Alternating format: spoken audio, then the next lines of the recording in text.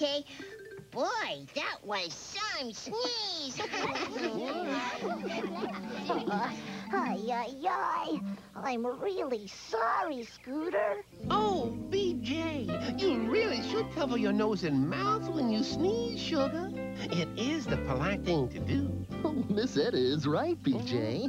It's very important to cover your mouth and nose when you sneeze so you don't share germs with your friends. Yeah, BJ, it's not nice to share your germs. You're right, Sissy. Yeah. Okay, Barney, next time I'll try to remember to cover my nose and mouth. Okay, here you go, BJ. This will help. If you feel another sneeze sneaking up on you, just turn your head and sneeze into this. Okay, thanks, Barney. You're welcome. Maybe I should try blowing my nose. Uh-oh. Oh, look out, everybody!